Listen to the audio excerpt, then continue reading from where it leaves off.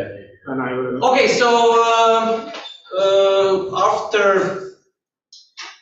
after Neven's lecture, I hope for those of you that don't really do a lot in the field of energy planning, I hope you got some of the basics or some of the basic principles which we use in the energy planning process. And now the idea is to go a little bit deeper and try to recreate all of those things that Neven was saying from more, let's say, theoretical point of view,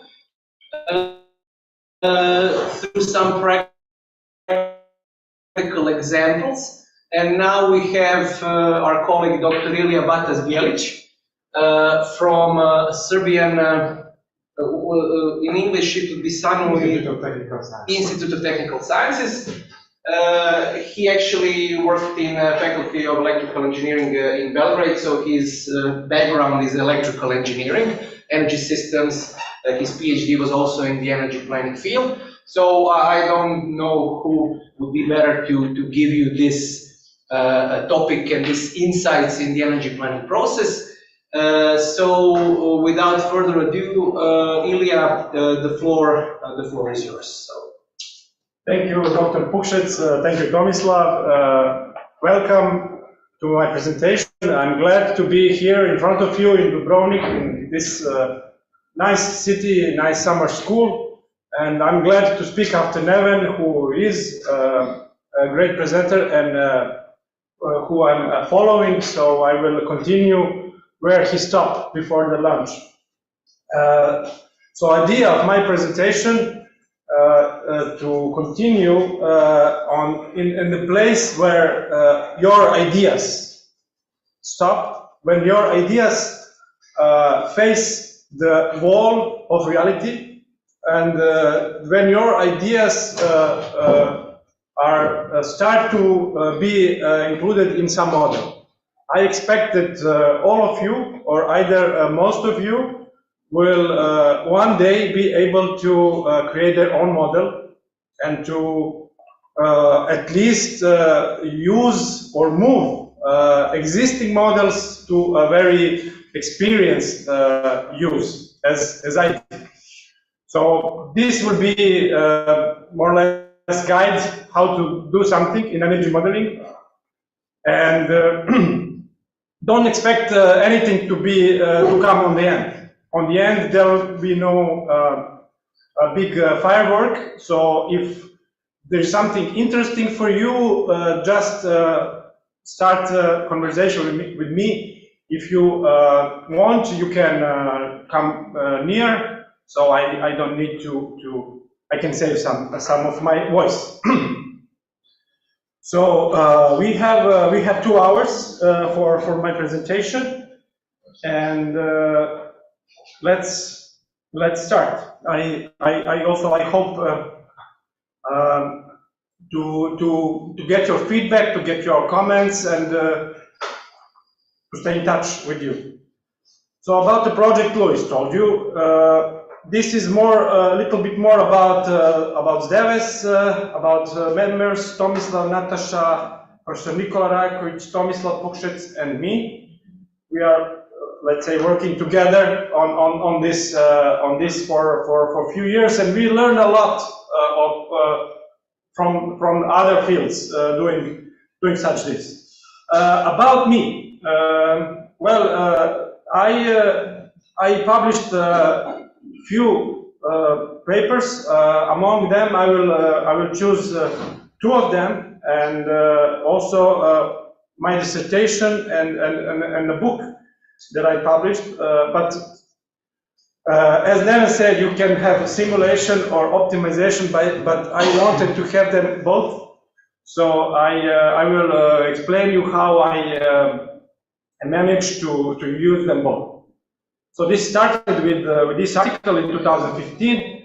Then I got my dissertation at the Faculty of Electrical Engineering in Belgrade. And finally, I published a book regarding Serbian energy transition with this animal here, interesting and okay. This is about Serbia, so maybe this is one of the main reasons I got famous and I had the opportunity to come to Serbian Academy of Science as a researcher in the field of energy planning, in the field of energy modeling, smart systems optimization.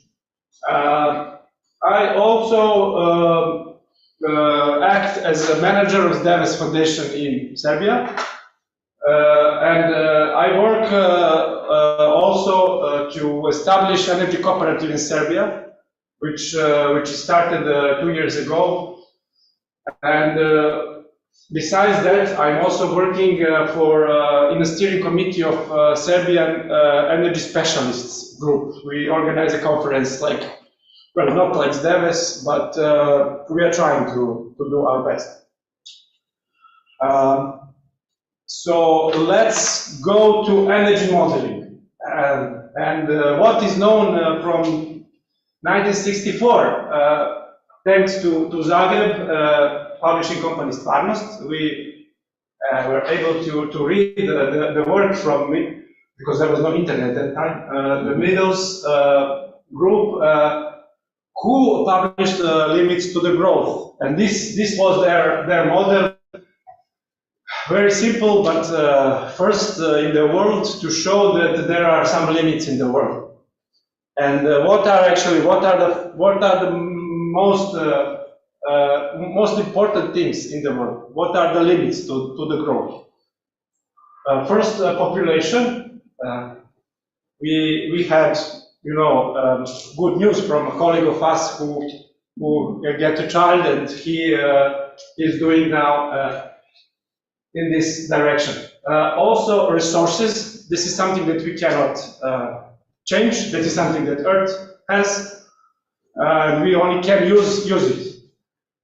Then fourth is money, money invested in industry production, so we are investing to produce some machines, to produce some factories, to produce some energy technologies, but we need to eat something. So we are also need to produce some machines to produce food. So we need to invest in agriculture.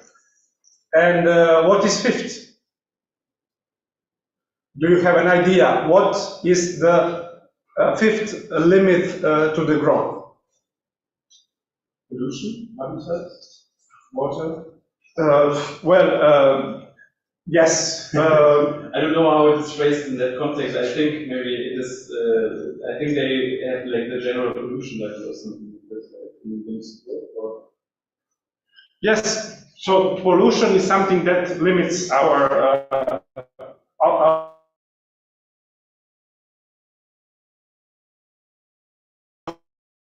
growth. Proudly gifted with a book that I wrote. So this was an idea, but you were very fast. About today's concept, what we're talking about, we will have three parts. One part is regarding optimization in energy systems. But here is national because I did it for national. Maybe you guys have more ambitious. You will do it regional or even on the world level. How to do this, what is optimal structure of anything, what is soft linking, what is hard linking, we will discuss, what is simulation-based optimization, it's something that I like. I'll show you a case study for Serbia. Then I will talk you about the concept of synergy, which I think is important for you. And then we will talking about how to use optimization in EAMS. And the second part will be dedicated to hourly resolution, to chronological simulations, hourly simulations of an energy system, in this case, national energy system. How do we manage variability in such systems, variability from renewables or variability from consumption, It's the same. Then we were talking about what is sector coupling, and this concept will be explained. This is all connected to our work in work package 7. I will mention permutations. I will also mention how we what you can find in the project deliverables. And then we are talking about high renewable energy ambitions. So what Nera said when we are trying to reach 100%. Regressions. This is something that Gonzalo is famous of. So I will just pass through. And finally, we were talking about grids in EMs and which trade-offs can be done there. Finally, for those who are most, let's say, interested, there will be energy plan simulations. You already get an email from Tomis, love to download it, but don't worry, we can do that together. So, first part, how to model, how to do anything. What is energy planning? What is energy modeling? And what is not? First of all, we need, for renewables, we need hourly resolution. We need hourly curves. We need 8,000 numbers. We need historical data. We need existing installed power. We need existing demand. Everything which is changeable, we need it as a vector. As a vector with 8,000, let's say, parts. Everything which is scalar, which is production, which is fixed in the system, we need only one value. If we need more years, if we talking about building something or removing something, then we can talk also about other variables.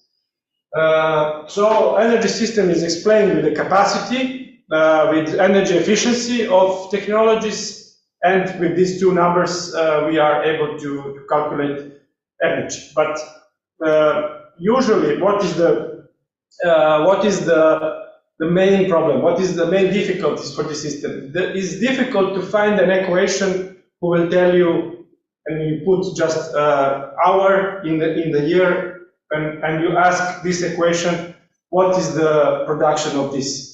It is difficult. Or what is the total cost? To have analytical form of such is very difficult. That's why we are using simulation. But we come back to that. You also need costs. So you need the costs of buying a technology. You need the costs of installing technology. You need the cost of replacing technology. We need the cost of these are called investment costs. On the other side, we need operation costs. How much money we need to operate this on an hourly basis, on a weekly basis, on a yearly basis? How much is workforce? How much is materials? How much is energy cost of this plant operating on a yearly level? And then what we do? Do we project the future? Do we have a crystal ball like this guy here, and can we project the future? Just showing what some people are trying to predict the future, but you see how big difference is between. So we are not using this. We are trying to tackle this with scenarios. We are tackling. We are let's say modeling the future with scenarios. That's scenario A, scenario B, and that's a tool how to model the future, but not to say that any scenario is going to be.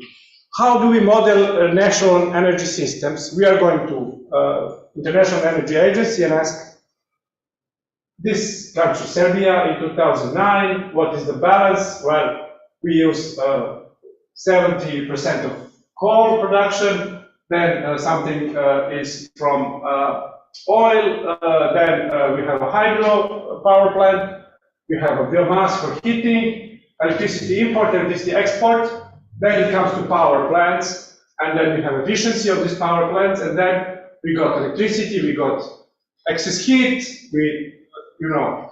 and this called Sankey diagram shows, and this is how you enter the model. This is how you start to model. You start by using a base scenario in the year of in the base year. And then you want to do something with this system. In the future, you want to change this system. You want to achieve something. You want to achieve some goal. Your goal is called the criteria function. Yesterday, Professor Rakovic told you about optimization. So you have to have a criteria. And for me, for this work, a criteria function, if you can see, was to minimize total investment and total operation costs of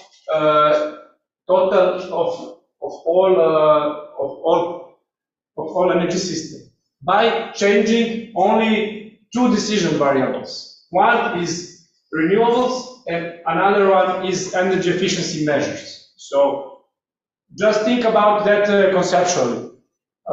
We will change those variables. We will try different scenarios. We will do more and more simulations to find one scenario which has minimal total yearly costs. This is criteria function. Then we have some constraint. So minimizing the total cost without any constraint, it's only matter of, let's say, economy. But this is a matter of policy. So this is something that we want to achieve. Policy is something that you want to do. And every country want to do some energy savings, right? Every country wants to increase the share of renewables, right? This is the second constraint. Third constraint is CO2 limit. So those are three numbers. And we don't want to look any scenario in which those numbers are not satisfied. If these constraints are not satisfied, we don't want such scenarios. So we don't want a minimal cost if those constraints are not satisfied. We are not interested in minimal costs which are not fulfilling our constraints, our idea, our policies. And fourth constraint is just constraints that our potential is limited. We cannot, put yes. Are the constraints absolute, or do they have like an allocation? Like, do they have a certain priority in them, like a way? This is just a mathematical simplification of what is going on in the model. Okay, but is it absolute? So, like when you say like CO2 limit is 10,000 gigatons or something like this, then this is the absolute constraint. So every scenario that is going over it is not will be not shown, or we don't consider it. It's not like that. Like constraint number one, which is renewable share, has like a higher importance than the constraint of the CO2 limitation. Good question. When we are starting from some number, so we will need to have some number. For example, 30% reduction. This will be defined before optimization. But when I will explain you how we do optimization, then you will be much clearer what is going on. So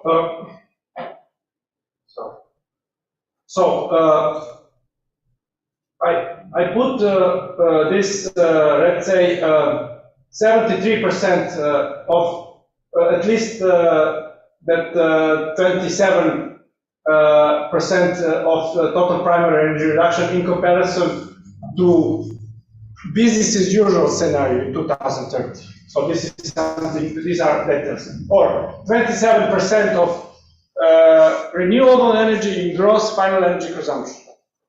And 60% of CO2, 40% of CO2 reduction. So 60% of existing in comparison to base year, 2009.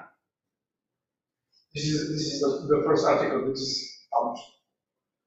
And how, so this was only mathematical explanation. And then what's going on? How this works? How we manage to do this? So this is soft linking. When you link two models. Now you see only one model. They are still not linked. This model is energy plan. It has been used for years, and as Nela said, without optimization.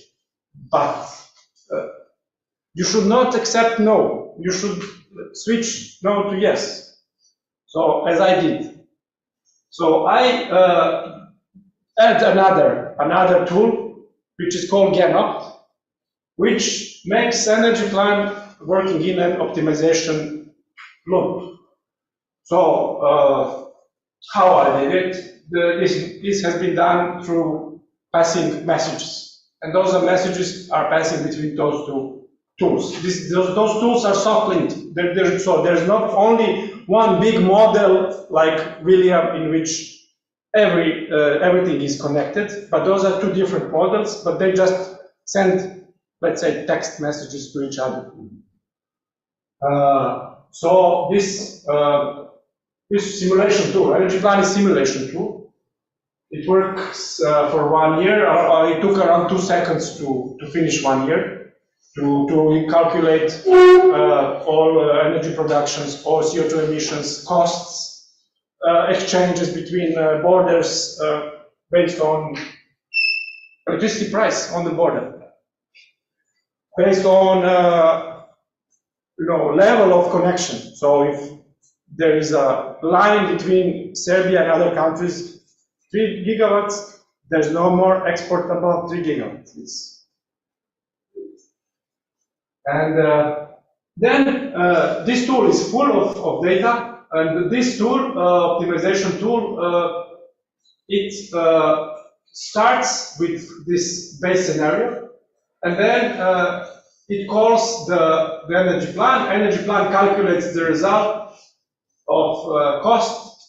It put it again into GANOPT. And then GANOPT compare the costs of one scenario with another scenario and give another program call to energy plan.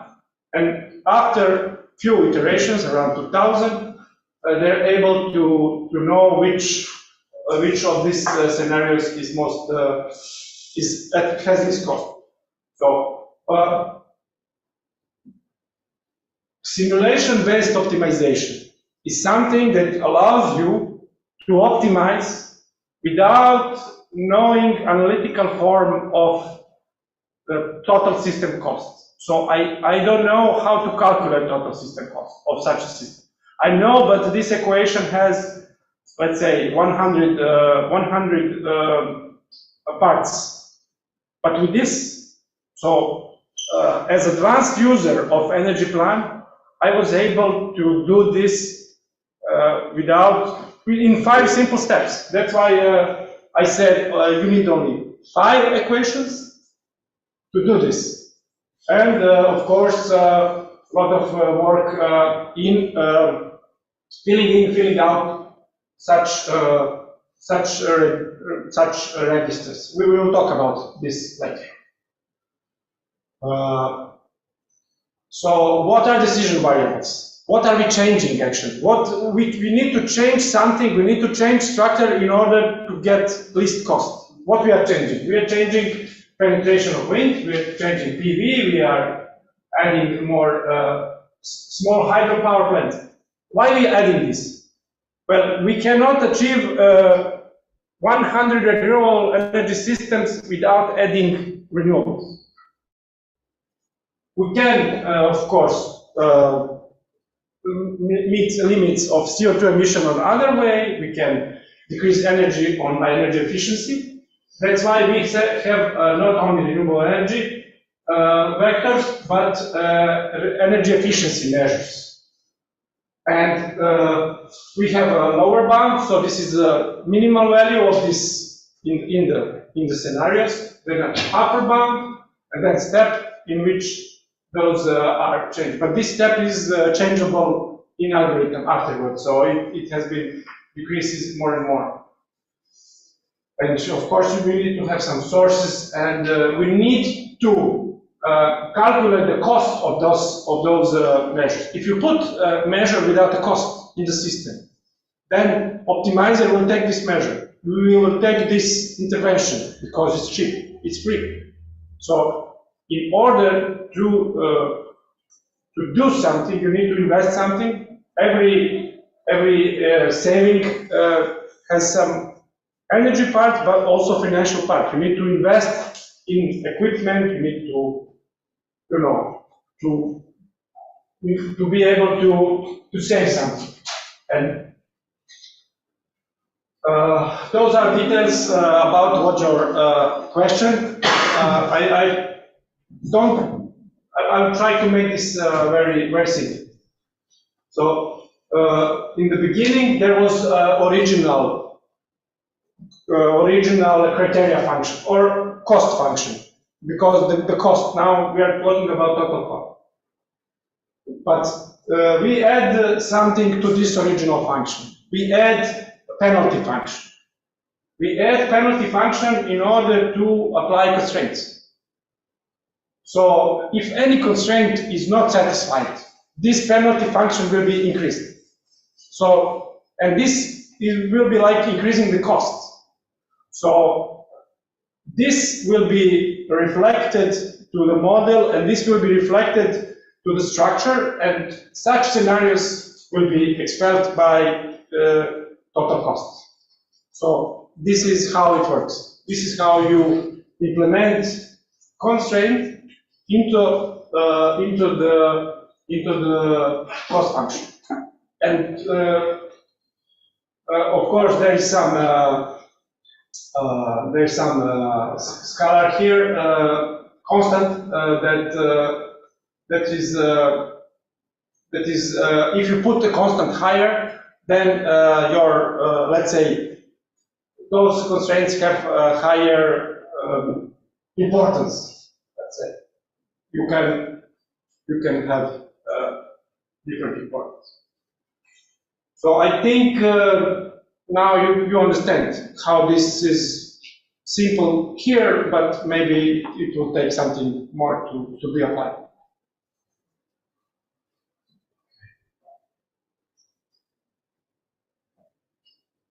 And finally, how it works. So here are many different legends, because each of those variables has own scale.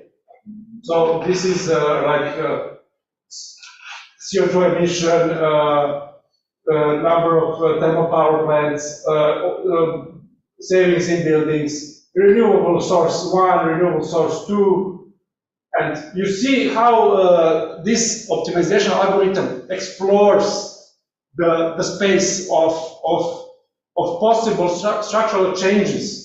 So it tries with high wind, but zero solar. Then it uses maximum solar with zero wind. And then half, and step by step, we are what is let me see. So just to show you a criteria function, because this is most important, but it's not here. But there is a goal. There is a goal of CO2. This red line, for example, then this red line is approaching to the target value, and then it's when it's reached with the minimum total cost, then optimization is over. You have results to function. So to remember this method, simulation-based optimization method, we are optimizing the structure of energy system in order to achieve something special. For us, costs are most easier to model, to be honest.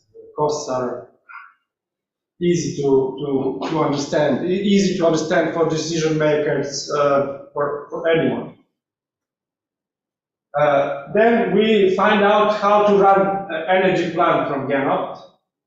We did soft linking between those two tools. They passing messages, text messages between. This is soft linking.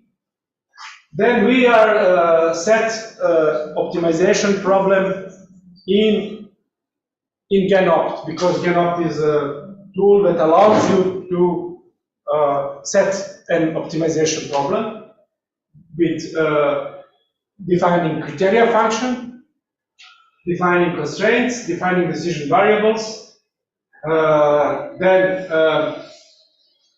you can also able to implement some policy constraints. So I show you that there is economical part, but there is also policy part, which we are going to have real constraints that we want to satisfy.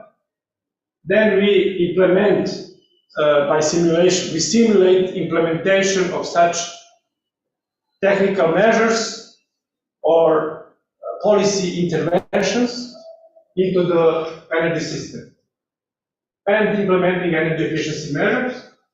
And finally, we are just working something on with optimization algorithm, how to find it.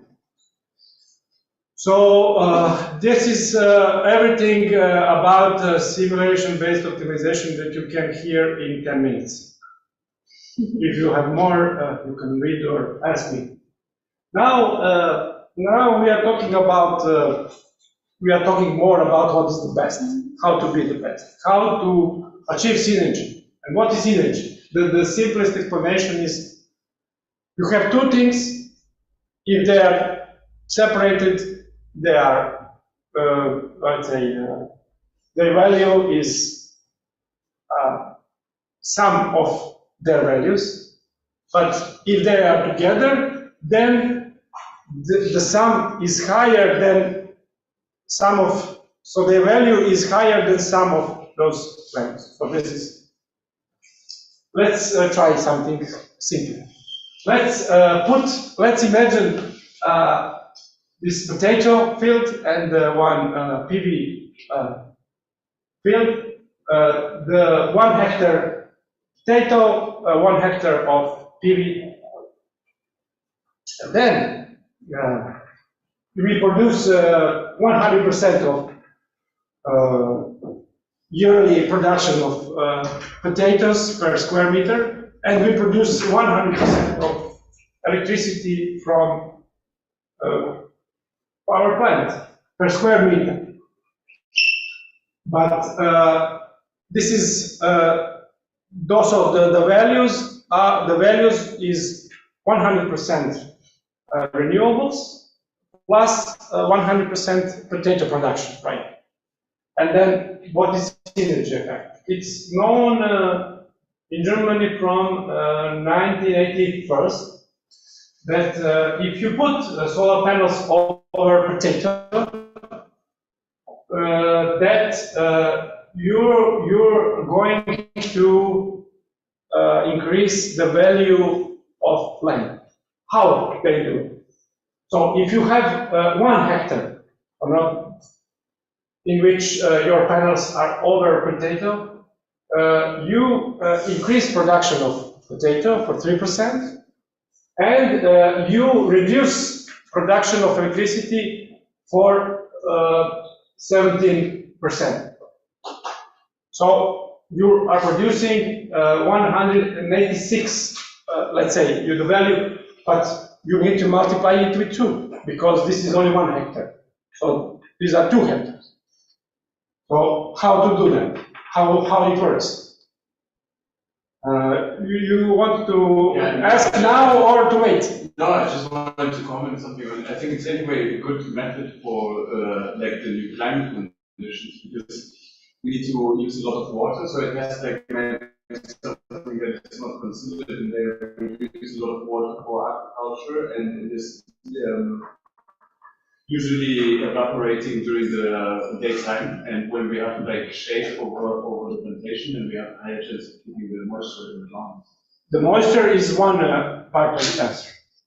Second is that PV panels produce better under a lower temperature. And because the lower temperature, because the potato keeps a lower temperature, you know, with all microclimate conditions, it's achieved 3% in better electricity production. So this is a motivation. Also, synergy. What is synergy? Synergy is when you co-combustion, for example, Bosnian coal with some biomass. If you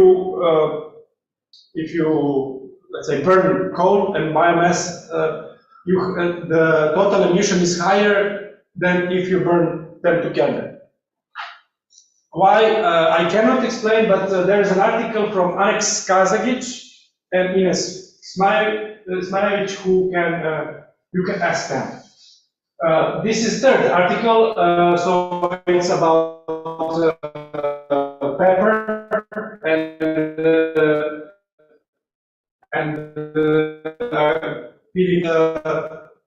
huge topic now.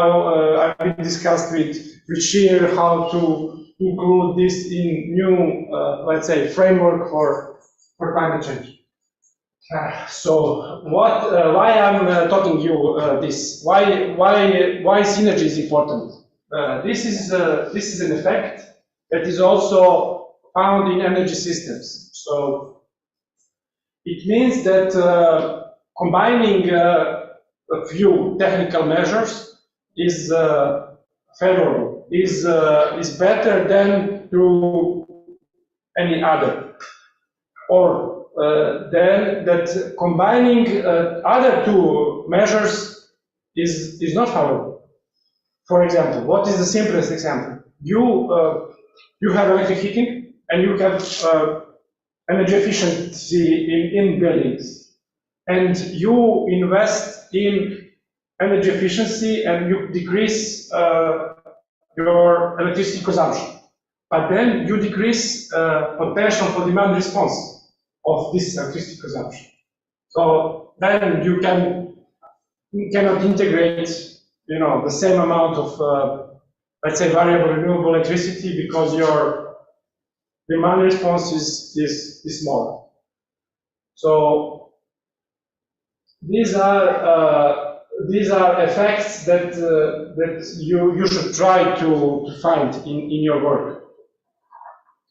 So the idea is to have the same investment but to reduce, or maybe some measures can with synergy effect you do the same investment but the effect is bigger. This is something that you cannot achieve based on analytical form. Only way to find this is to do simulation.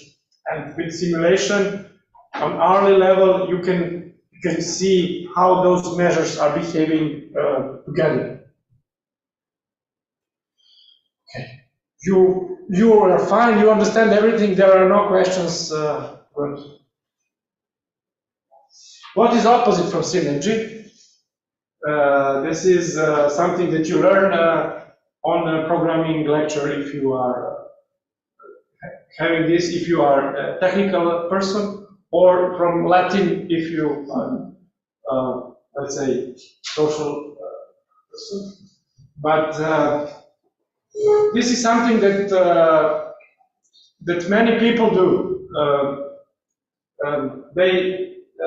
The idea is that it's easier to rule do with divided people, with divided countries, with that is something that that people do when they program. When you are programming, you are invited to let's say, to divide the program, to divide the larger problem into sub-problems, into lower level of lower level problems or sectors.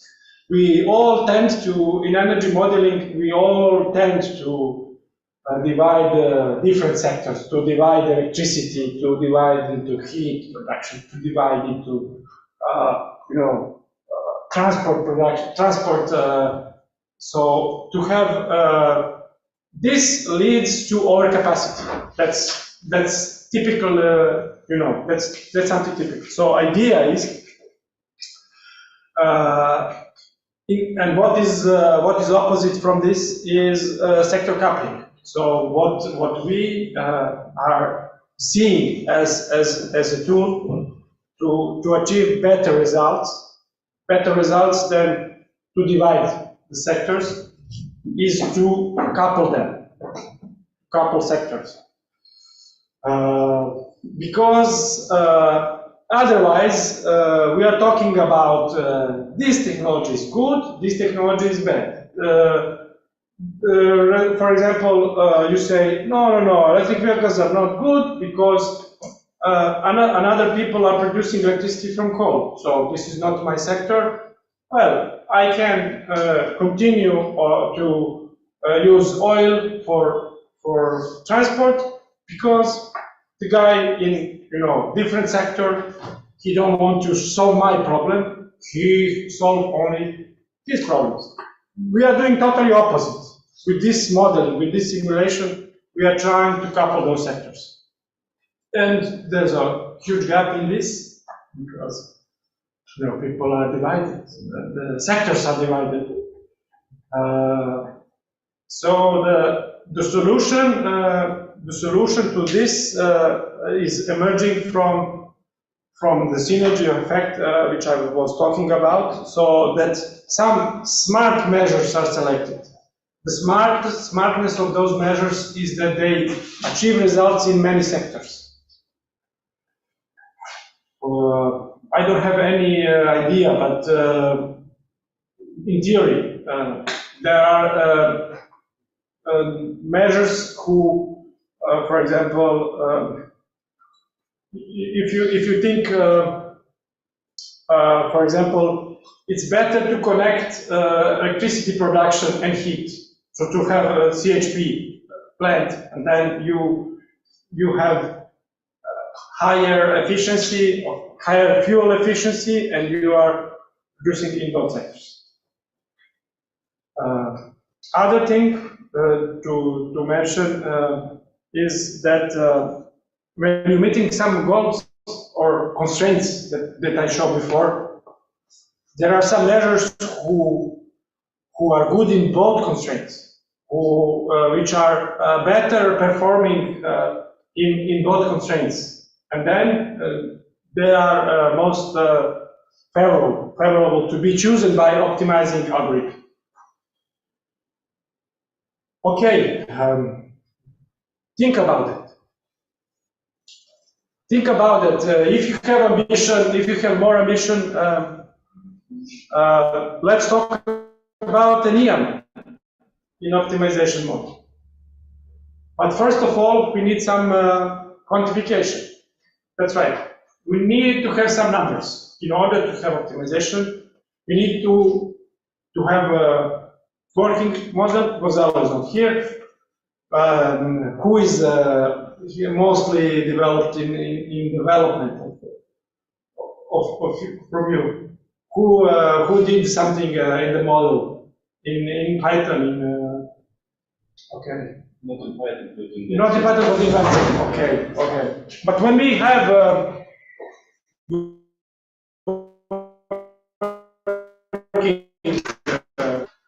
then with Luis, we need to discuss about criteria. What is better world? What goals we want to achieve, and that we can't say that we are achieving better world.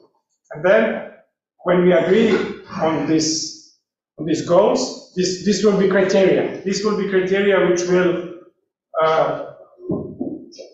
will define better scenarios to worse scenarios. This will be criteria that help us to find, to explore, to find what is best scenario. EMs are typical simulation tool, right?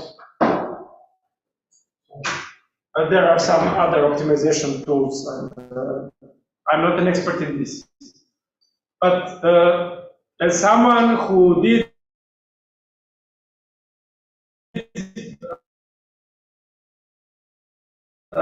say everything which is simulated, if there's any result, if there's any number, if there's some clear goal that can be achieved, it can be achieved with changing decision variables. So those variables. Optimization is something that is called a normative approach. So in optimization, we want to reach some norm. Either we want to reach this norm in the future, or we want to reach this norm like now, in this moment. So there is some, this article, which is shown here, this, let's say, first word that has been used in EM, and optimization in optimization mode has been used for calibration. So they said we want to calibrate this scenario, base scenario, to the IPCC base scenario. We want to have the same energy consumption, CO2 emission in this sector, in this sector. We want to have this structure. And they called MATLAB called MEDES. MATLAB changed anything in MEDES until they reach, let's say, minimal deviation from this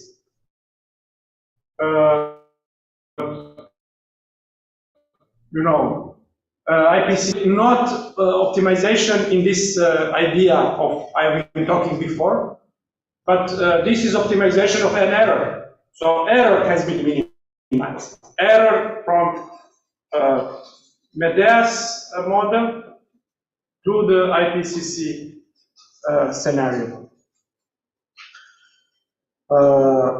But if it works, then probably we can do this in the future. But as I mentioned, we have to have something quantitative. Yes, please. Okay. Do you think we could make use of optimization to calibrate the model to the historical trends of demand and extraction in the material? Like, because now we work with like data sets that we have from 2015 in the economic model, and also with energy balances from 2015 in the energy model, and we need to follow the trends in terms of extraction, the amount that is extracted or consumed in the materials model in that sense. Do you think optimization could be a tool to do the optimization of the factors used in the economic model and in the energy model to calibrate it so it reproduces the historical data from 2015 to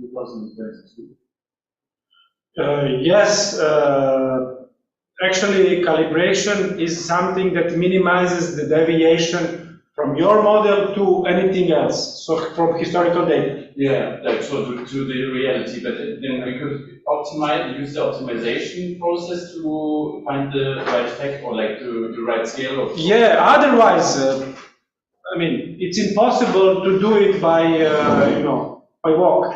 To change this and then change this and then change this and then come back and change this, Yeah, then we do it next week, right? Well, I'm here until tomorrow, so we will have to hurry up. Or you can come to Belgrade.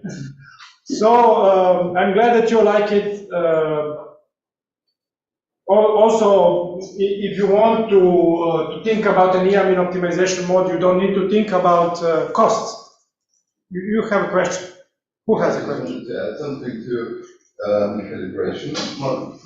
So if you try to calibrate the model with a lot of parameters, you also need a lot of data points, and not just one here, because otherwise minimization of the error will lead to, or may lead to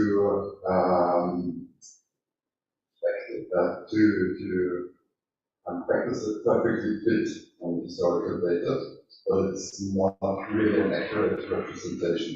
You have the same effect if you make a regression if you follow the regression problem and you have not enough data points. But you fit all your items. So we would need to define like several criteria that need to be met, in that sense, like all the data points of all the materials need to be met, and then another criterion could be that it has to, like other points within the model that have to be also following the same step or the same weeks, but probably could do in subsets. But the point remains, if you have too much liberty to optimize, you may end up with nonsense and too little real data. If you have more data points, it just complicated complexity but if you have too many variables, the optimization can optimize, and the goal is to minimize the error. They will use the variables to minimize the error without any logical meaning behind it. Just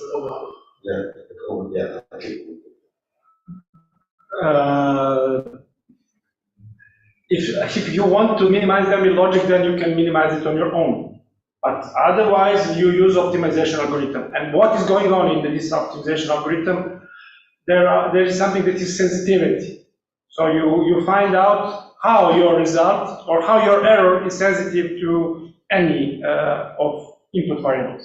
And you will soon find out which variables are input variables and their errors are most influential to the criteria function, which is error, actually, sum of all errors. You will see this is a good exercise to start with, to see what is important in your model. Because you will not going to have perfect match. You will finish with 1% of error, 5%. Okay, as I wanted to say, your criteria function, if you do calibration, is minimal error.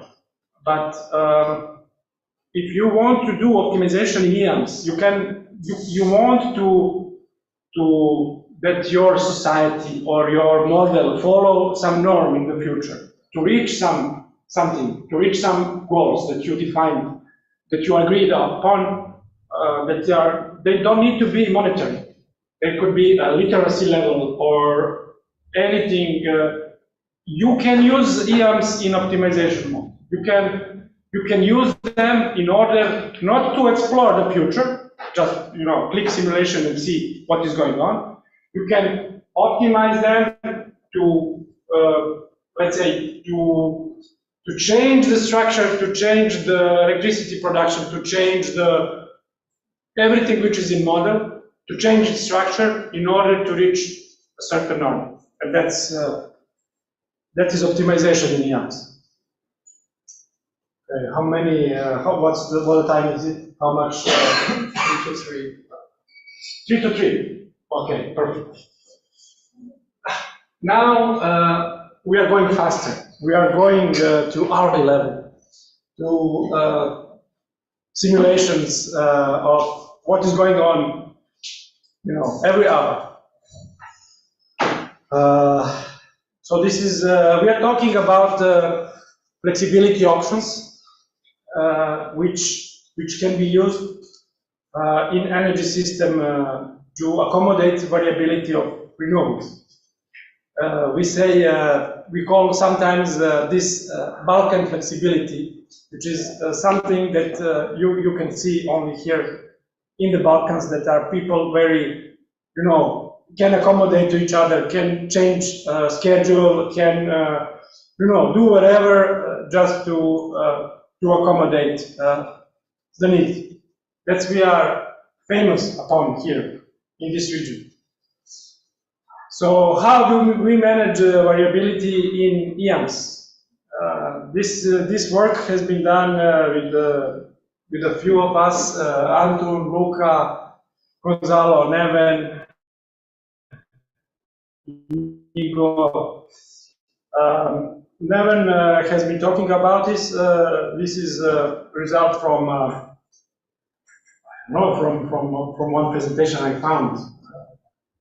It's very nice looking and showing how energy system can be different. How energy system can be different in the way that you can integrate more renewables, more and more, 20%, 25%, 40%, but something which is excess, something which you are not using, is depending on your flexibility options. So how we did this, how we got this nice picture. We did hourly simulation in energy plant.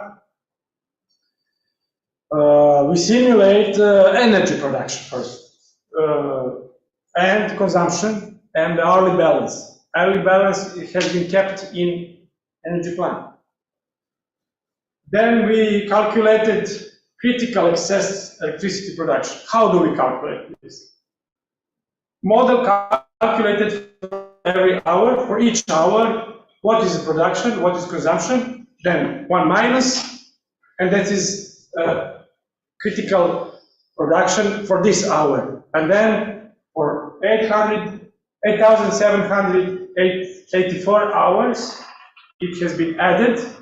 So there is one value on the year, during the year, which characterizes this energy system in the way of this energy system is capable of managing variability. If this number is higher, this energy system is not flexible. If this number is lower, energy system is flexible. So basically, those energy systems here, and this each point is one energy system. Those energy systems are flexible, and those are not. You see, because they show more excess on the same level of variable renewables. How do we know that? What is the difference? The difference between those scenarios is in flexibility options, in flexibility technologies, not just in types of those technologies, but also in amount of these technologies are applied into the system. Well, why we did that? Because we wanted the energy plant to be coupled, to be used in EAM. What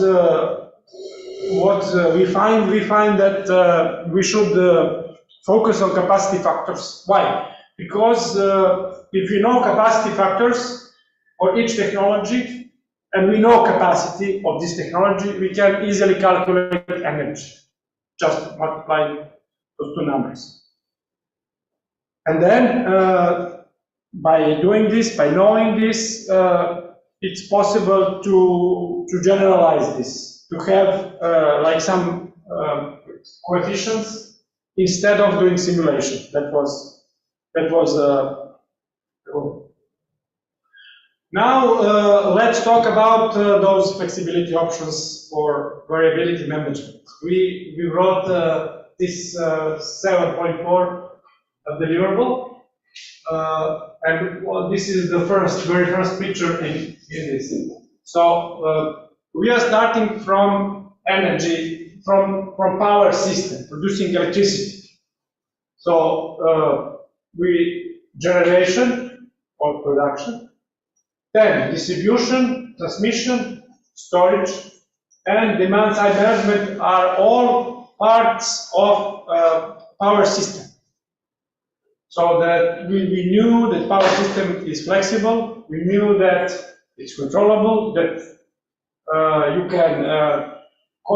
can say generation slow down, or we can say storage turn on, or to let's say to store, or to give to also we know that demand side we can control, as Nele said, without people in the loop, but we can also control with the people in the loop.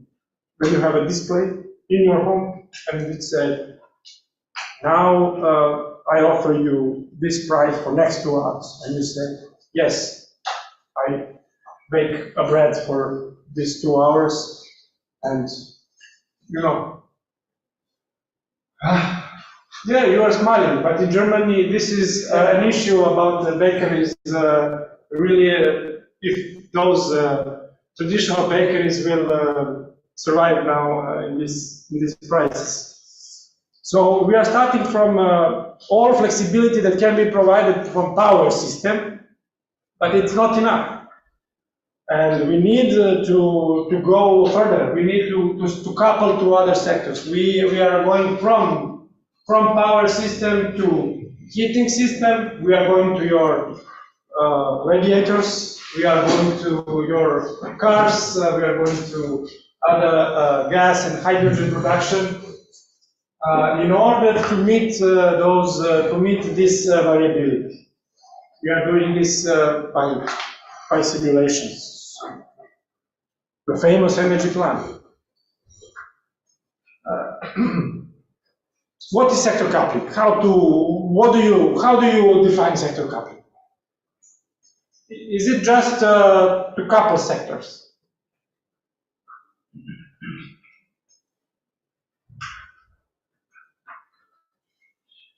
Do we have anything from it?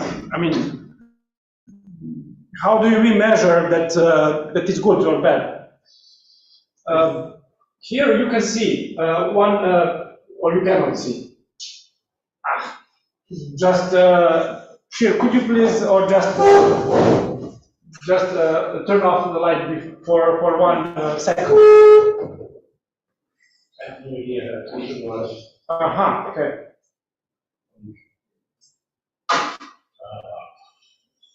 Okay, but still it's not visible, so you can turn it on.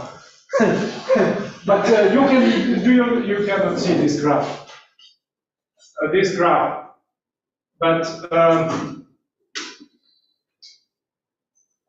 this graph shows that if you want to increase your electricity, if you want to increase share of renewables in your energy system, only by adding wind and solar. So you add wind and solar to the power system, you add more, and you reach 93% of electricity share in electricity consumption. But your total share of renewable energy in total energy system is still small. So this is sector coupling. We don't want that solar and wind goes only into the power system. We want that wind and solar goes into your cars, to your heating, into hydrogen, anywhere, everywhere. That's sector coupling. How do we do that? We grow the load. So we don't turn off wind or sun. We are just accommodating, we are flexible, we are we are changing the demand. Firstly, and the most cheapest, we are decrease or increase electrical demand in households, in industry. This is something that, in some things that can be delayed. For example, you cannot delay, lights. This is something that sometimes we forget how big achievement is that you have light in your home. 100 years ago, it was very rare. So, flexible existing thermal and CHP plant. We want coal, lignite, thermal power plant to be able to shut down and to turn on faster in order to meet certain demand. Usually they are constructed to work as a base load, and they were operating this for years, and this is something that can be done as a first flexibility option to accommodate a lot of renewables. Then, thirdly, we are coupling electricity with heat production. This is achieved by adding CHP plant or adding heat pumps, sometimes resistive heating, but rarely. Then we are adding more electric cars, more transportation, more smart charging. So we are coupling transport sector.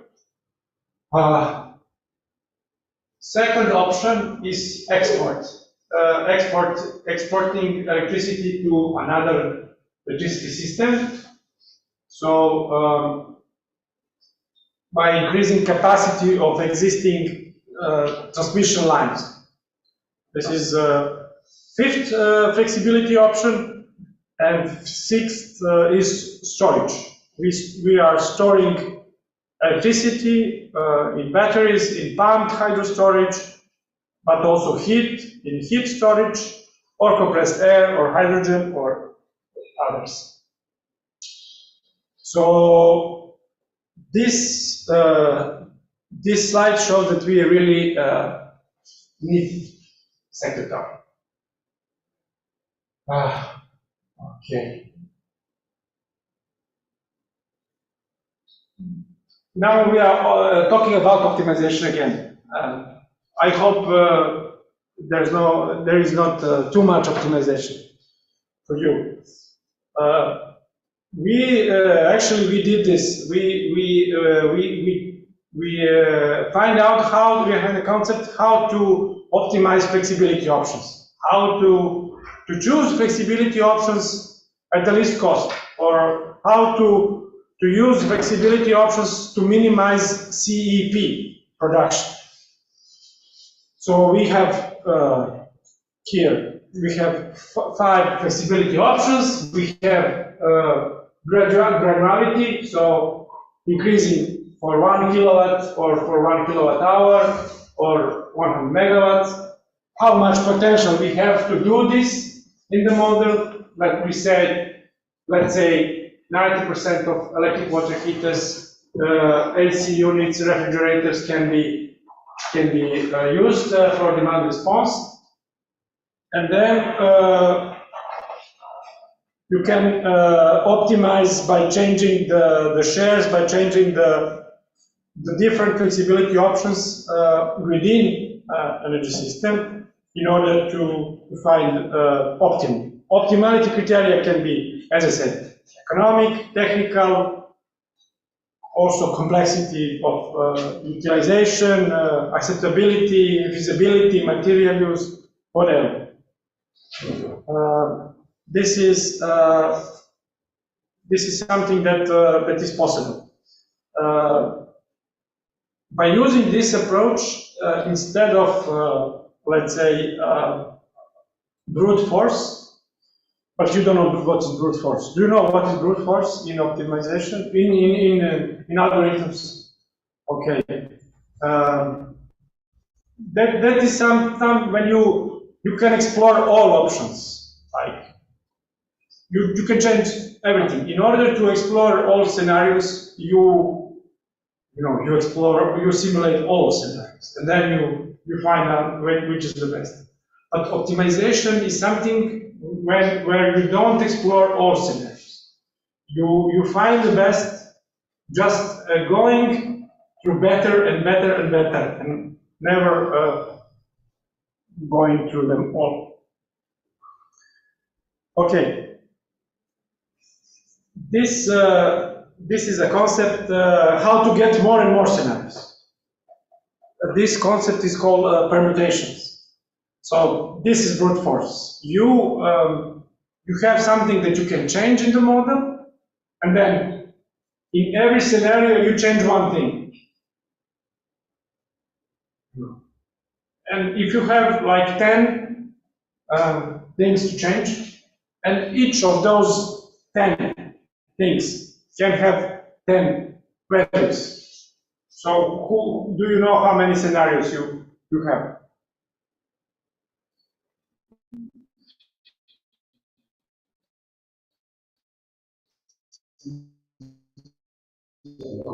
So 10 times 10. 10 on 10.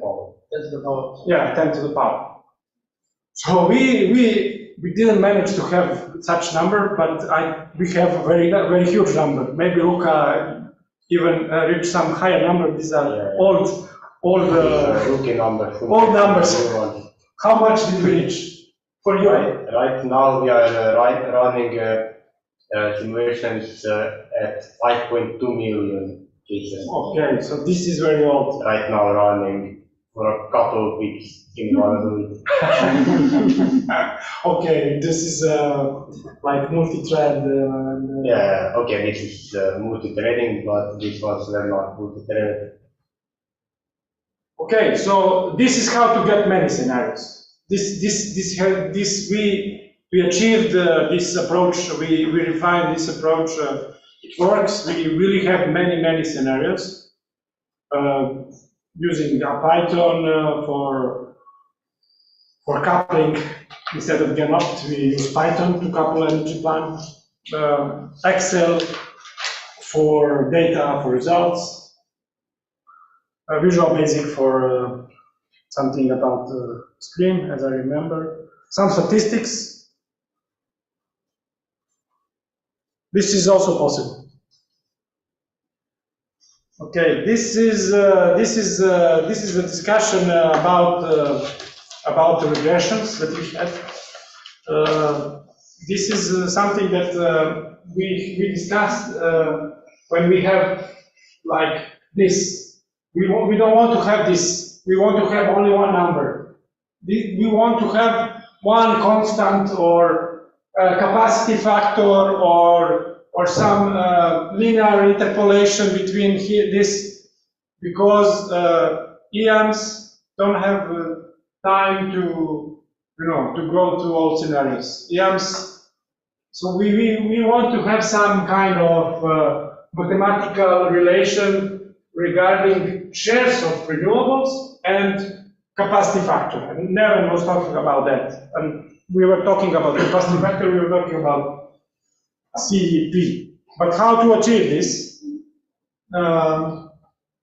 We use the regression. So we try to find an average among many synthetical ones created with this brute force algorithm, which tends to be very complex so instead of regression, idea was, but was not accepted, to search with certain criteria and then to interpolate between 2, 3, let's say 2, 3 points.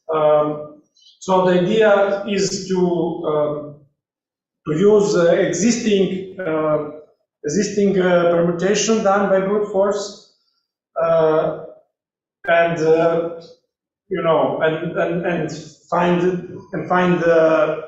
find those numbers. But at the end, we decided to go to those many simulations, more and more simulations to improve the accuracy.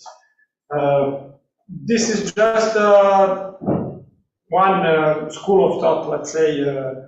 Do we need really very super precise regressions for this?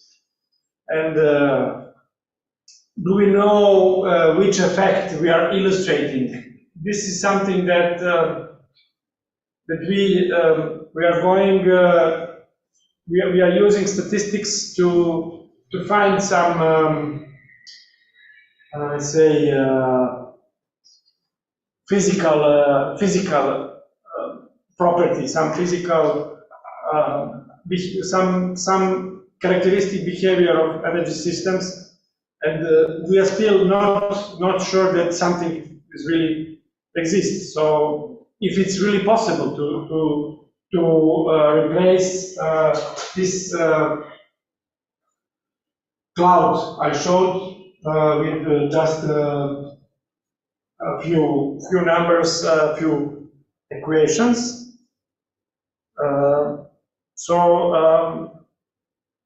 One note that you should remember is this rule of thumb that I use in modeling, is that effort to model insignificant effect is unjustified. So think about what you're going to model. Think about what effect you want to achieve, and based on that, accommodate your complexity of your model. Okay, we are near end. We are approaching to an end of my presentation. This is something that we show in the Davos conference in Valona a few months ago. This is something that we want to show, that we want to connect material needs and one of flexibility options. So we want to optimize this interconnection. We want to have optimal value of interconnection of dedicated energy system. So one can say you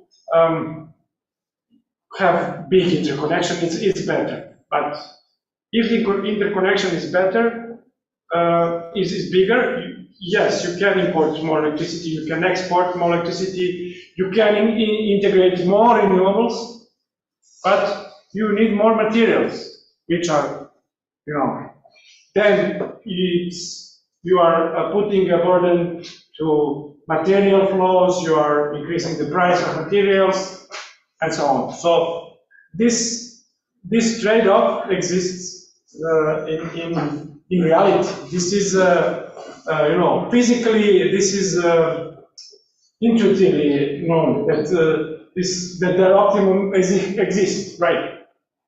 There is an optimal level of the grid for each energy system. So, of course, we are minimizing total energy system cost and yearly operation cost, which yearly operation costs are also energy imports and exports. If you have bigger interconnection, you can import when the electricity is cheap. So that's cheaper than your production. So that's how you optimize it. And on the other side, we modeled costs only, but we modeled this material part only by costs. So energy plan doesn't have a material module, so we were not able to, but William has. So in William, this can be modeled, this can be reiterated. And what we concluded, that it's possible to optimize this interconnection if we want.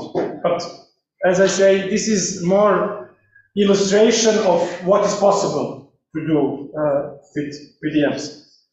Okay, we started with Serbia, and let's finish with Serbia, just to see how you can let's say, achieve 50% of renewables. How does it look like? Those scenarios in energy plan, how they look like, and what we need to do to reach this.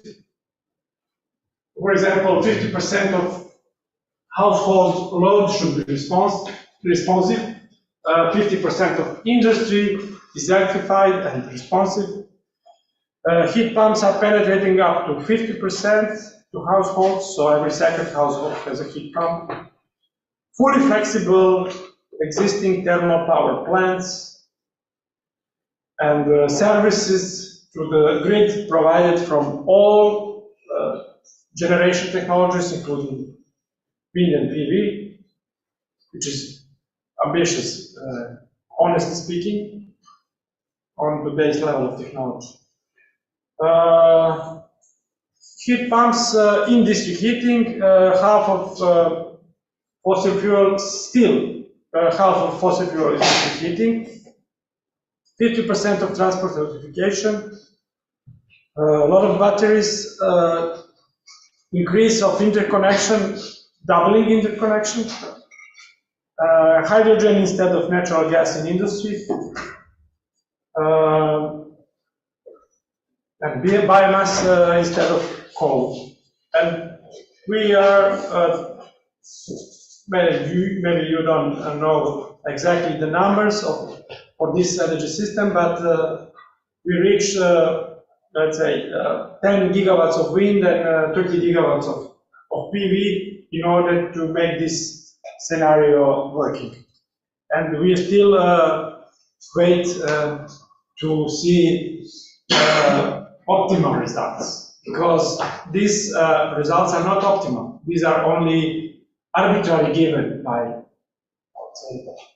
one who did from the model, not from the one very nice picture Neven showed in the morning. We don't want to repeat. And we are coming to the end of second part and beginning of third part. So every end is a beginning, right? You know energy plan simulation. You know energy plan. Now you know what our simulation is. You know locomotion regions from this picture. It's Europe, Russia, China, India, Oceania, South America, North America, and the rest of the world, including Greenland, Africa. And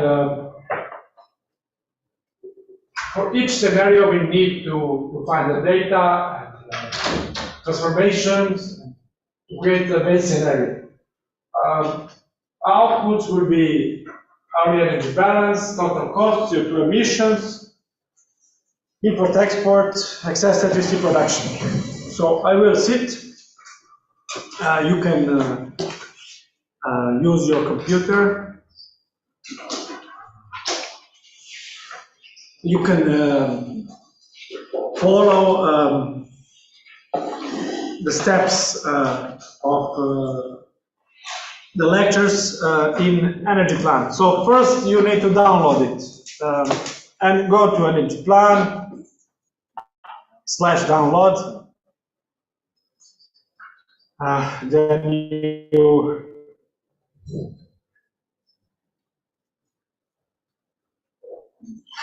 Then you go to this slide.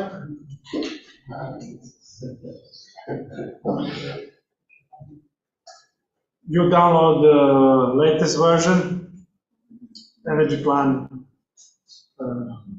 162.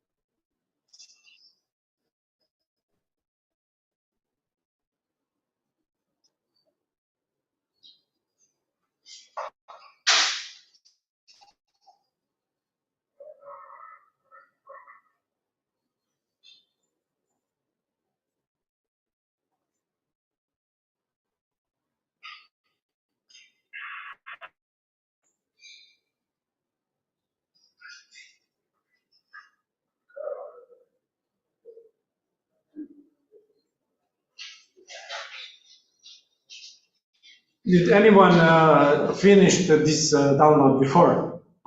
You can start with the exercise. Go to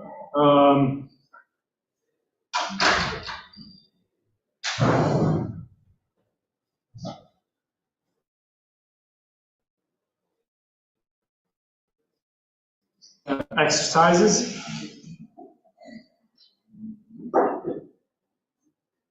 In the model or on the web page? On the web page. On the web page. energyplan.eu/training/exercises. Okay. And start from exercise 1.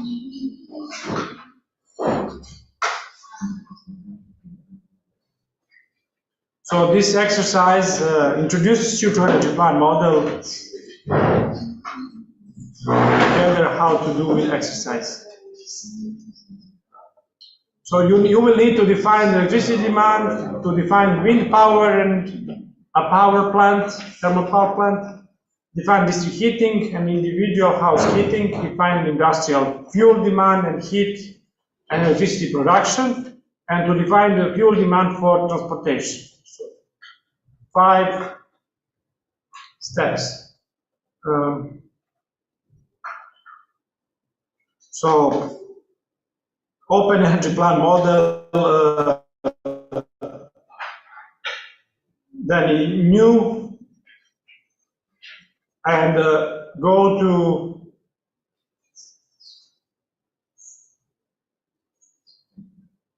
electricity.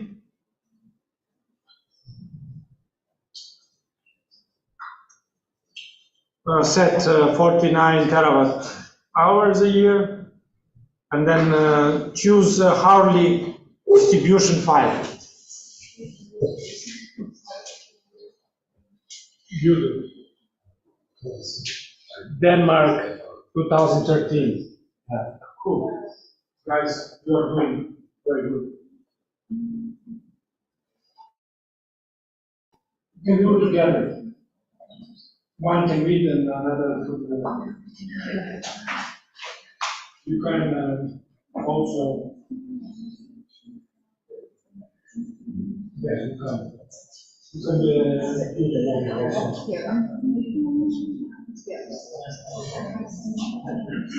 Not active. It's 49.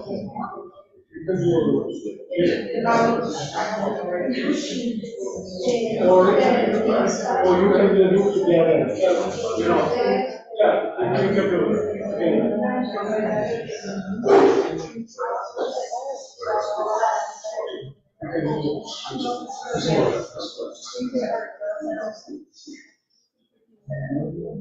Look, you can speak this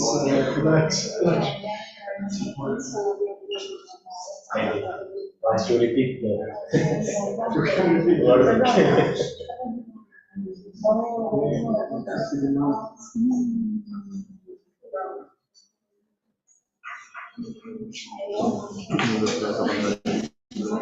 Okay, did anyone define the electricity demand?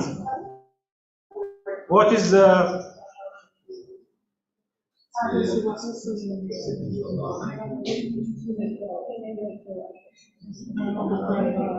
Did you find this file, Denmark 2013? Yes. And what is the peak hour electricity demand?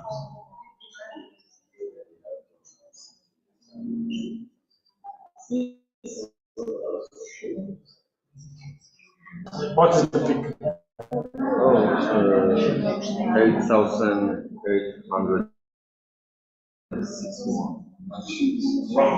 8,861. Okay, so everyone agree? 8,861. No, yes.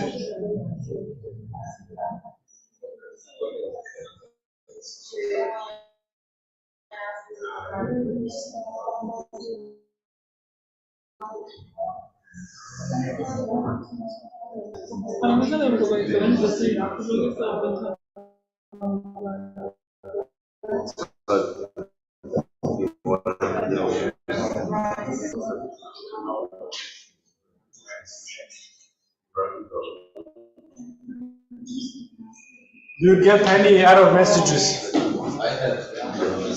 Just raise your hand if you need the help.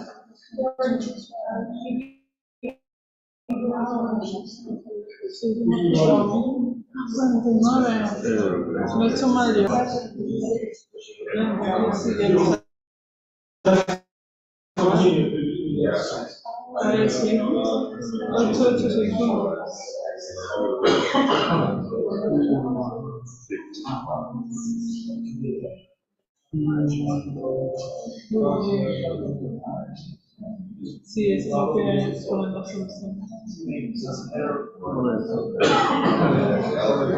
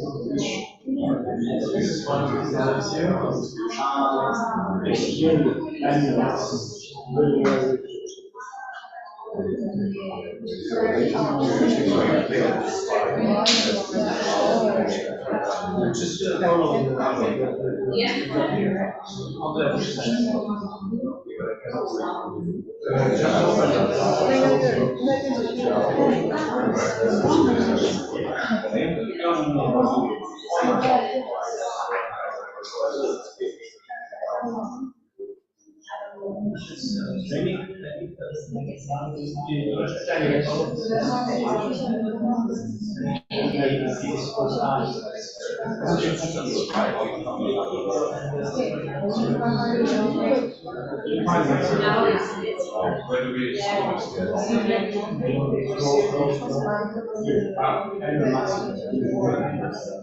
Okay, so 8,800. Yes.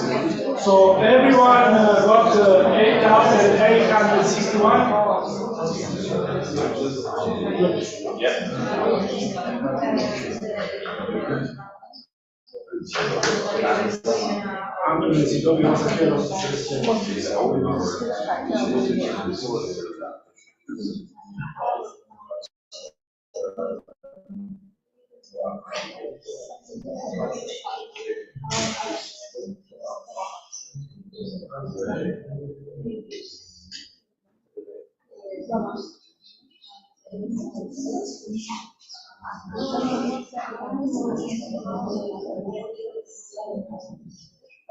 And which hour in the year is this peak occurred? Which date? Which hour? Do you know this? Now, next is to find in which hour in the year this peak occurred. So, in which day?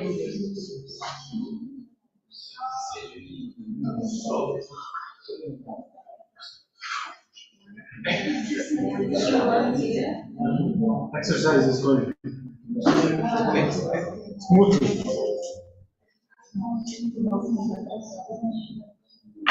Do you want to shut down? Okay, we can stop the screening stream.